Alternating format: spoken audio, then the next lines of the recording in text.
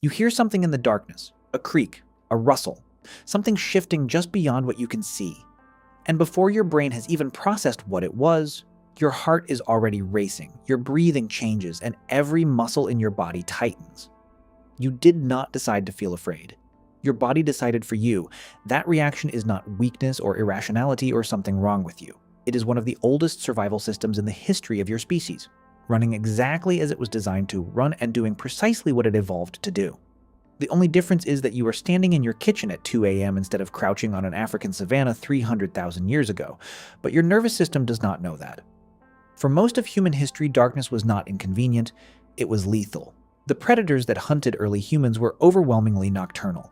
Cave lions, leopards, hyenas, and these were not animals that occasionally hunted at night because night was when they were designed to hunt. Their eyes, their ears, their entire physiology was built for darkness in a way human physiology fundamentally was not. A leopard can see in conditions where a human is functionally blind. Its pupils dilate to 6 times the light-gathering capacity of a human eye in low light, and its hearing is tuned to detect frequencies humans cannot register, which means in total darkness a leopard is fully operational while a human being is completely defenseless.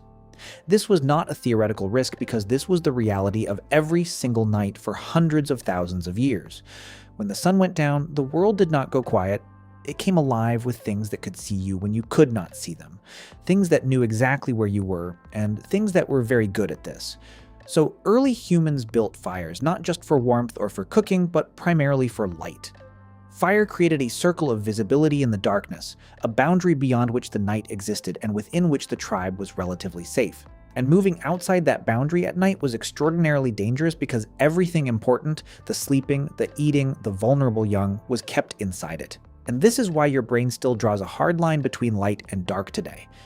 Researchers studying children across different cultures have found that fear of the dark appears reliably at around 2 years of age, regardless of whether the child has ever had a frightening experience in the dark, because it is not learned, and it is not taught, and it emerges on its own from the inside as the child's brain matures, since it was never supposed to need teaching. The child who feared the dark and stayed near the fire survived, while the child who wandered into the darkness did not, and over hundreds of thousands of years that pattern became wired in so deeply that no individual experience is required to trigger it because the fear arrives pre-installed. But the fear is not just visual, and this is the part most people never think about.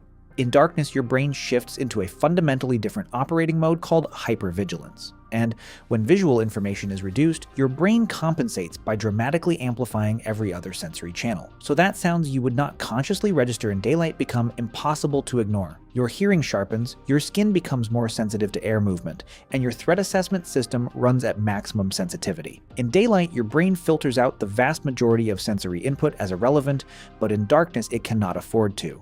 So everything that reaches your senses gets elevated priority. Every creak of wood, every rustle of leaves, every subtle shift in air pressure. Because your ancient brain does not know whether that creak is a settling house or a leopard, so it responds to both as if they are the same thing.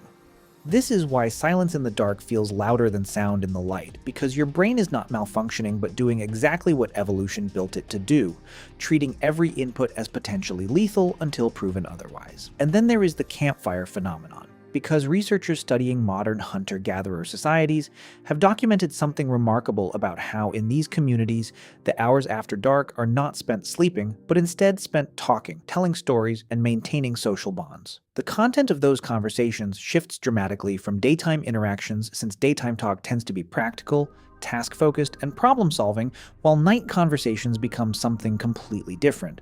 Stories about distant places, moral dilemmas, spiritual questions, and the nature of existence, which is to say, culture. Some researchers believe that the nightly gathering around fire, forced by the necessity of staying within the light, was one of the primary drivers of human cultural and cognitive development.